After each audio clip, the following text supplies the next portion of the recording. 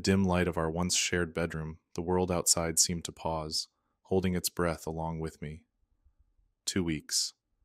That was the duration Emma had said she'd be gone on her business trip, leaving me in our old, creaky house that now felt too big, too empty. The silence was a living thing, a specter that moved through the empty rooms, filling them with shadows and unspoken words. The first few days passed in a blur of work, mindless television, and attempts at cooking for one. I tried to shake the feeling of unease that settled over me each night as I locked the doors and checked the windows, a ritual Emma had always insisted on. It was on the third night, as I was drifting off to sleep, that I first heard it, a whisper, soft and unmistakable, carrying through the house. "John," it said, in a voice so like Emma's that I sat bolt upright, heart pounding. I told myself it was just the wind or my mind playing tricks on me. The house was old. It had its quirks. But the whispers didn't stop. Each night, as darkness bled into the edges of my consciousness, I heard her call my name. It was always from a distance, always fleeting, as if carried on the air. I began to dread the night, the heavy silence it brought. The logical part of my brain chastised me for letting my imagination get the better of me. Yet the fear lingered, growing with each passing day. Then came the shadows. It started with small movements caught in the corner of my eye, easily dismissed as the tricks of light or the fluttering of curtains. But they grew bolder, shapes that lingered just beyond my direct line of sight, disappearing when I turned to look. The air in the house felt heavier, charged with an unseen energy. I found myself holding my breath, waiting for something to break the oppressive atmosphere that had settled over the home. The isolation began to gnaw at my sanity. Conversations with Emma, when she called, were my only lifeline, but even those began to feel strained, as if she were a million miles away instead of just across the country. I didn't mention the whispers or the shadows. How could I? She'd worry, and there was enough on her plate. It was after a week had passed that the first truly terrifying incident occurred. I woke in the dead of night to the sensation of someone sitting on the edge of the bed. The mattress dipped under the weight, a pressure against my legs. Frozen, I reached out, my hand finding only empty air. The room was cold, colder than it should have been, and the feeling of being watched was so intense I could hardly breathe. When I finally managed to turn on the light, the room was empty, but the sense of violation, of intrusion, was overwhelming.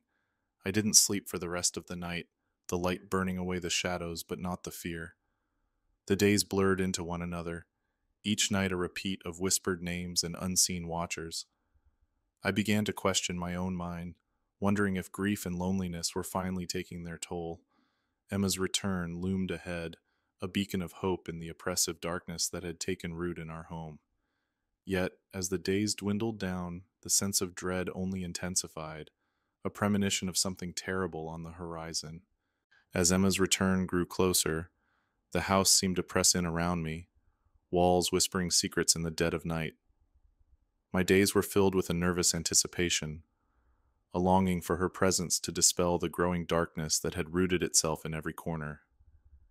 Yet the fear lingered, a constant companion that whispered of unseen horrors lurking just out of sight.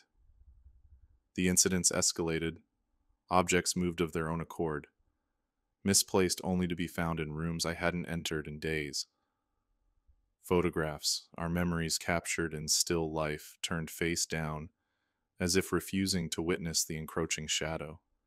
The air grew thick, heavy with a tension that made it hard to breathe. It felt as though the house itself was holding its breath, waiting for something or someone. One evening, as the sun dipped below the horizon, painting the sky in hues of blood and fire, I heard it again. Emma's voice, clearer this time, a beckoning call from the bottom of the staircase. "John," it cooed, a siren's song that pulled at my very soul. Heart racing, I descended, each step creaking under the weight of my dread. The house was silent, save for the sound of my own breathing. Yet the call continued, leading me to the living room where the fireplace, long, cold, flickered to life, casting dancing shadows across the walls.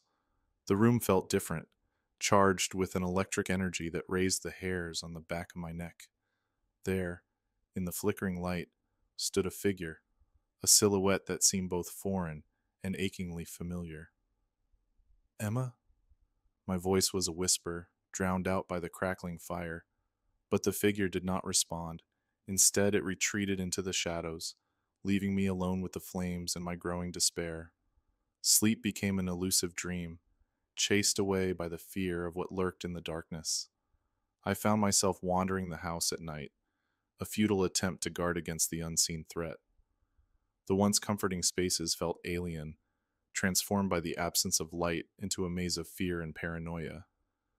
I installed new locks, barricaded doors, but the feeling of vulnerability persisted, a gnawing sense that I was being watched, hunted by something I could neither see nor understand. Emma's calls were my only reprieve, a lifeline to the normalcy I so desperately sought. Yet, even those began to feel like part of the nightmare, her voice distant, as if speaking from far away. I kept the truth from her, the reality of our home's transformation into a place of dread. I could not bear the thought of her worry, nor the possibility of her disbelief. The climax of my terror came on the eve of her return. The house was alive with movement, shadows flickering in the periphery of my vision, voices whispering secrets meant only for the dead.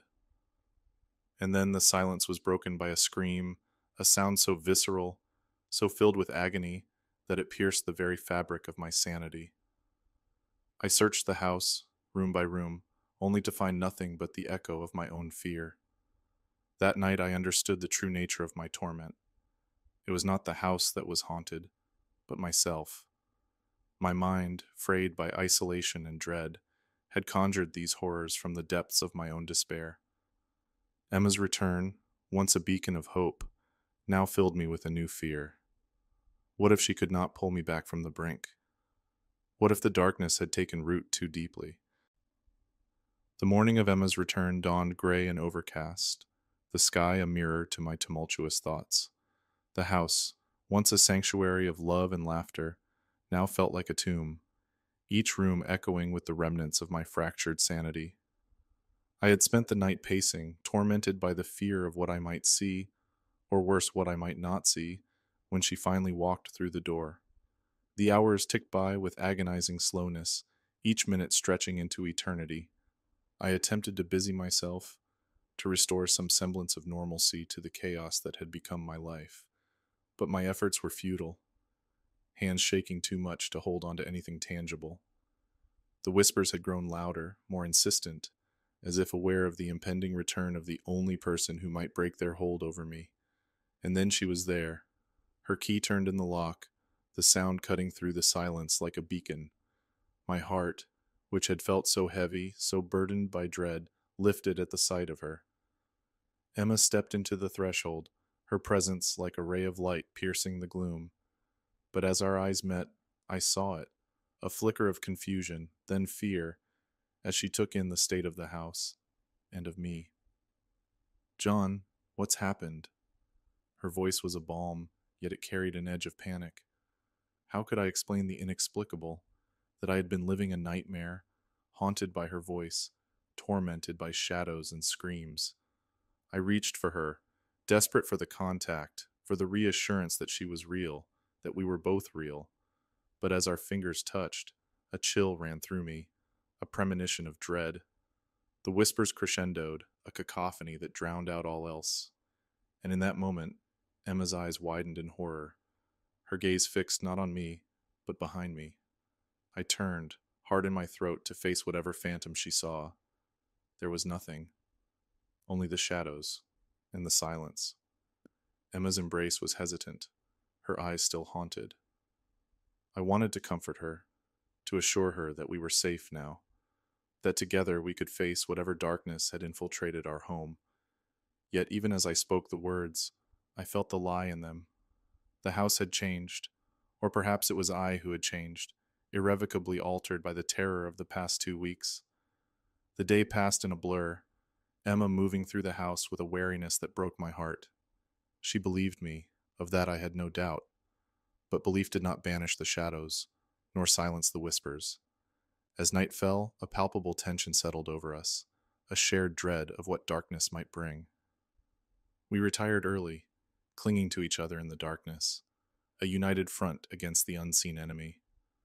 But as the hours waned, a sense of unease grew within me, a fear that something was terribly wrong. Emma's breathing, once steady and comforting, became erratic, filled with whispered pleas and soft cries. In the dim light, I watched in horror as her face contorted in pain, her body writhing as if in the grips of a nightmare. And then she spoke, but it was not her voice that filled the room, but that of another, a voice cold and distant, speaking words of malice and despair.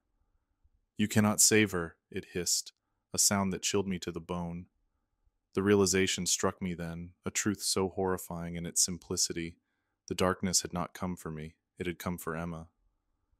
I had been but a pawn, manipulated into despair, isolated by fear, all to weaken our defenses for this final assault. In the face of such malevolence, what could I do but fight?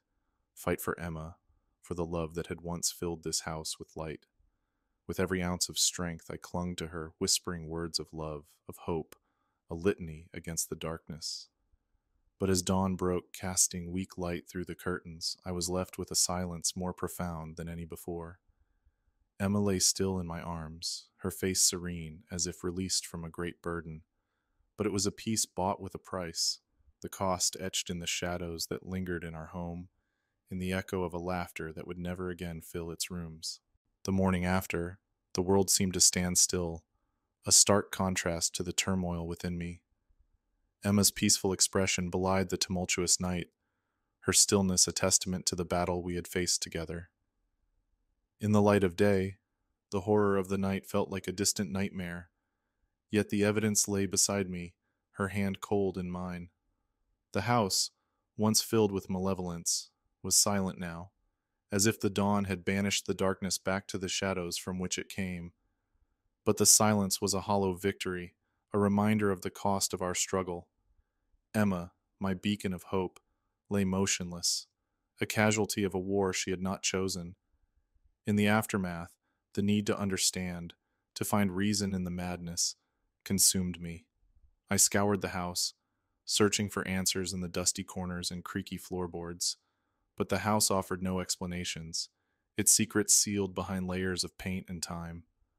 The world outside continued its oblivious orbit, unaware of the battle fought in the quiet of our home. Friends and family offered condolences, their words a balm to a wound that refused to heal. They spoke of Emma's strength, her vibrant spirit, a stark contrast to the silent figure that now haunted my every moment. In my search for answers, I stumbled upon an old journal tucked away in the attic among the relics of the house's past. The pages, yellowed with age, spoke of a darkness that had once dwelled within these walls, a malevolent force awakened by sorrow and despair. It was a history that mirrored our own, a cycle of haunting that fed on the living, leaving only echoes in its wake. The realization that our ordeal was but a repetition of the past, a link in a chain of suffering, was both a curse and a comfort. We were not alone in our suffering, but part of a legacy of loss that the house had borne witness to. It was a small comfort, cold and bitter, but it offered a semblance of understanding in the chaos. In the end, I chose to leave, to abandon the house and its ghosts, to the silence that had reclaimed it. But Emma remained, a part of the fabric of the place, her spirit woven into the tapestry of its history. I carried her with me, not just in memory, but in the echo of her laughter, the warmth of her touch, remnants of a love that had transcended the darkness. As I closed the door for the last time, a whisper carried on the wind, a voice so like hers it stopped me in my tracks. "John," it called, a farewell or perhaps a benediction. I turned back, half expecting to see her there, smiling at me from the threshold. But there was only the house, silent and watchful, a keeper of secrets and sorrows.